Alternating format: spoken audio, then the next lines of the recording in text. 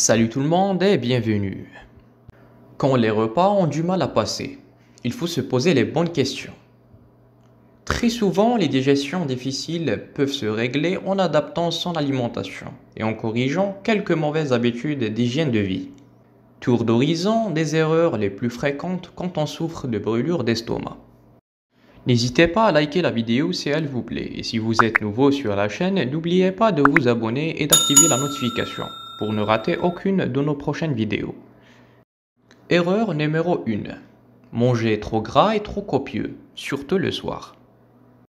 L'estomac a du mal à assimiler les fritures et les plats en sauce.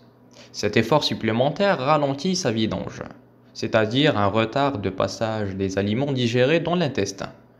Pour éviter le reflux, il vaut mieux manger léger, surtout le soir. Aller se coucher l'estomac plein n'est pas une bonne idée, d'autant que la position allongée favorise les remontées acides. Erreur numéro 2. Consommer des aliments acides en excès.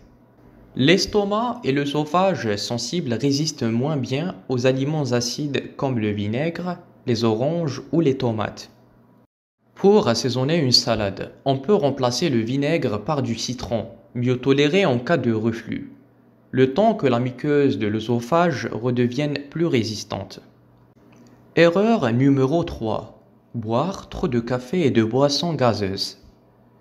Limiter sa consommation du café, pas plus de 3 à 4 tasses par jour, qui est agressive pour les muqueuses digestives, est l'une des premières préconisations des gastro-entérologues.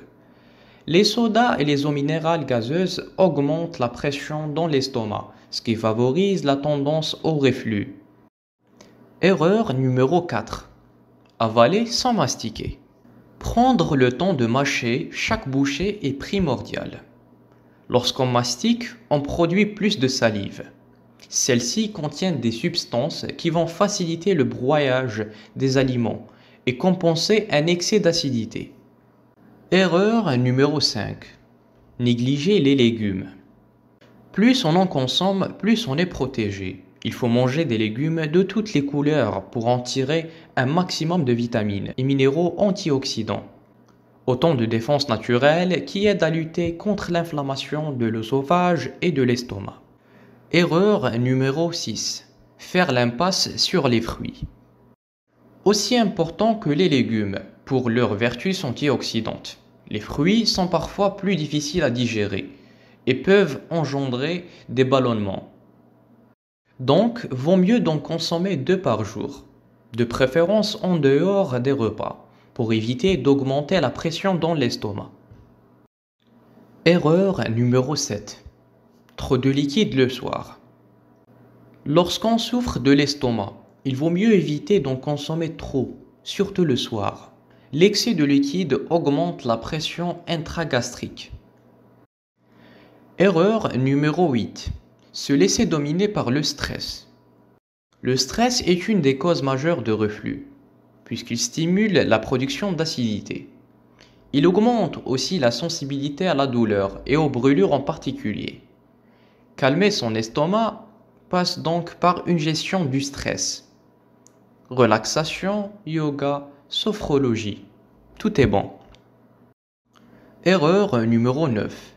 Faire du sport après le repas.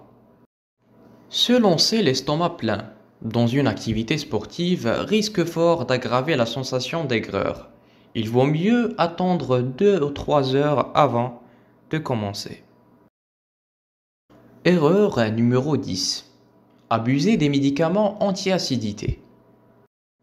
On trouve en pharmacie des produits en automédication destinés à réduire l'acidité. Des alginates comme Gaviscon, Gavisconel, etc. Du citrate de bétaïne ou des inhibiteurs de la pompe à protons. En automédication, ces inhibiteurs peuvent être utilisés en cas de crise. Mais pris de manière chronique, des effets secondaires risquent de survenir. Des études suggèrent qu'ils pourraient déséquilibrer la flore digestive.